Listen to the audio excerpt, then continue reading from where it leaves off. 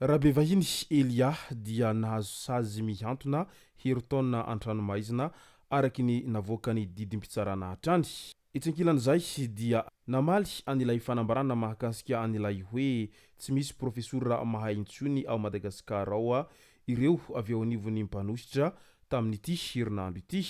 Ka nipitsipitsony mahakasika an'izay ny fakafakena amintsika ato anatin'ity video ity ka manasa antsika rehetra anaraka an'ity video ity hatramin'ny farany.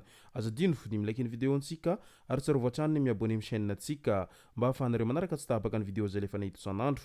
Tsy ampindrila moa isika fa avy hatrany tonga de vavany ndao ary.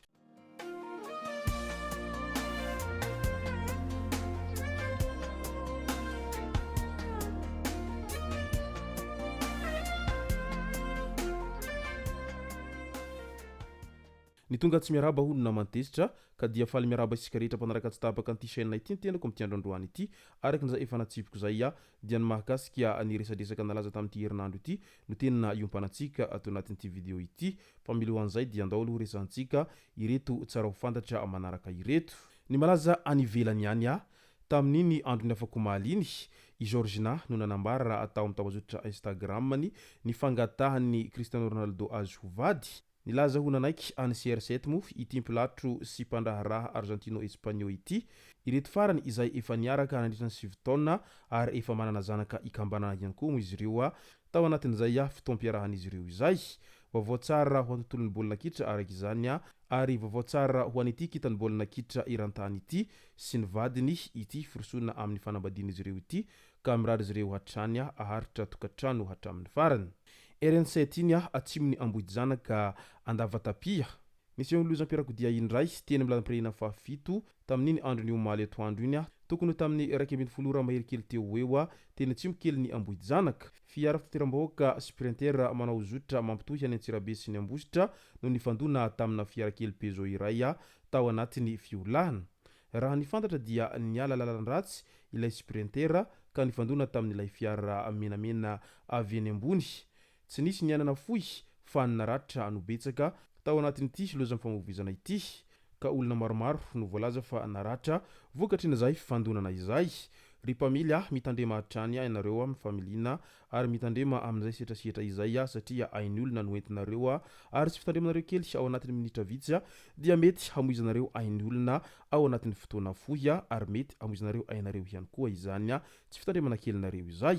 Manoloana ny fanambarana izay nalaza be tamin'ity herinandro ity mahakasika an'ilay hoe tsy misy profesora mahay intsony ao Madagasikara ao dia samy niezaka naneho ny heviny avokoa ireo mpahay politika ao an-toeranao manoloana an'izay rehetra izay. Tahaka ny voalazany Tahina Razafinjoelina dia toy izao manaraka izao no voalazany tao amin'ny pejiny tao. Eny re tsy mahay tokoa ny manam-pahaizana malagasy efa nanandrana ianareo tamin'ny Jirama Eramady Barea fa ny Fly Emiraty mihitsy no adala kanaka ny mpamory malagasy. Izy ity ane tsy vitany resaka sisehoseho ary fety asa maharitra sy asa fampandrosoana fahasalamana fanabeazana fandriampahalemana famokarana. Mahita anireto volabe narina ho an'ny fety sy rendrarendra tsy ho ampiasaina ireto aho dia lasa ny saiko hoe raha mba nandeha izao ny scanner na chimiothérapie amin'ireny hôpitaly mpanjakana ireny mety ahavelona olona firy na koa hoe raha mba nandany vola niara-niasa tamin'ireo manam-pahaizana malagasy momba ny fambolena vary sy ny katsaka isika mety tsy nanafatra vary sy katsaka intsony. Mba mety miakatra ohatrinona reny ariary amin'ny tsena iratsam-pirenena. Io ny fanontaniana izay napetraky ny Tahina Razafinjoelina mahakasika ny fanehoan-keviny tao anatin'ny pejiny tao. Satria mantsy tsy misy intsony izany profesora malagasy tena hoe mahay izany hoy Ramatoa Lova Rahasinirinina Ranoromaro izay mpitondra tenin'ny filohan'ny Repoblika raha ny vahiny tao amin'ny fandaharana Romazava tao amin'ny pejiny 420 Madaha.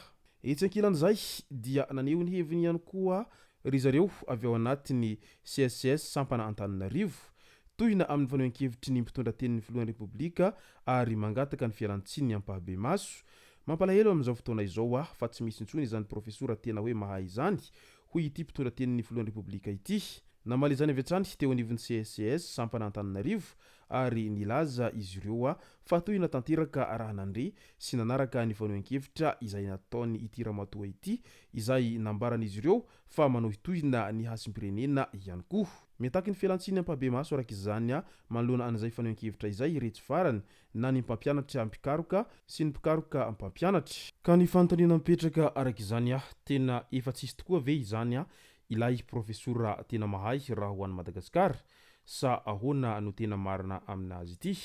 Satria mantsy raha ny zava-misy no resahana sy hojerena toa misy marina ihany izay voalaza izay satria matetika ireo profesora izay tena mahay dia vitsy amin'izy ireny no mijanona ao Madagasikara ao fa rehefa mahavita ny fianarany dia mijanona sy mipetraka aty am-pitan-dranomasina fa tsy mody mampandroso an'i Madagasikara. Ny mahakasika ny raharaha Elia Rabevahiny indray naneho ny heviny momba antson'izay miatra amin'ny ity filohan'ny antoko otrik'afo ity, ny filoha nasionaly ny antoko malagasy miara-miainga Hajo Andrianarivelo ka hoy izy tao anatin'ny pejiny tao aoka tsy ho ampiasaina ho fitaovana ny fitsarana hamotehana olona izay tsy mitovy hevitra amin'ny mpitondra. Tsy namono olona izy, tsy nanao kolikoly avolenta fa ampanao politika sahy kosa maneho ny heviny momba ny tanjanaka sy ny hoaviny. Mankahery tanteraka ny namana Rabevahiny Elia izay niatrika fitsarana tamin'iny androny omaly iny araky ny voalazany Andriamatoa Hajo tao amin'ny pejiny hatrany. Taorian'izay fitsarana izay moa dia fantatra fa nahazo sazy herin-taona an-dranomaizina izay sazo mihantona no azony ireo izay enina amin'ny rahalahy voasambotra tany Benesy Toliara tamin'ny faran'ny volana Jolay lasa teo iny izay niakatra fitsarana tamin'iny androny omaly iny ka isan'izany i Elia Rabevahiny izay filohan'ny antoko otrik'afo. Midika izany fa tena mbola tsy malalaka ny fanohen-kevitra sy ny fanoherana izay misy ao Madagasikara ao amin'izao fotoana izao satria ireo rehetra izay sahy ny joro amin'izay fanohen-kevitra etsero izay ka tsy mitovy firehana ara-politika amin'ireo mpitondra any an-toerana any amin'izao ankehitriny izao dia matetika tratran'izay fitsarana izay avokoa izy ireo ary mahazo sazy foana aorian'izay fitsarana izay. Raha asiana jery-todika mantsy dia ny mahakasika ny raharaha-bazy Toliara ihany no tena tao ambadika an'ity raharaha nahavoasaringotra any Elia Rabevahiny sy ireo namany tany Benesy ity hatrany.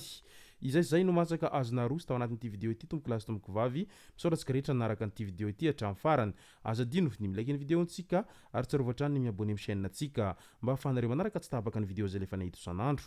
Tompoko lasy tompoko vavy mankasitraka dia mirary soa.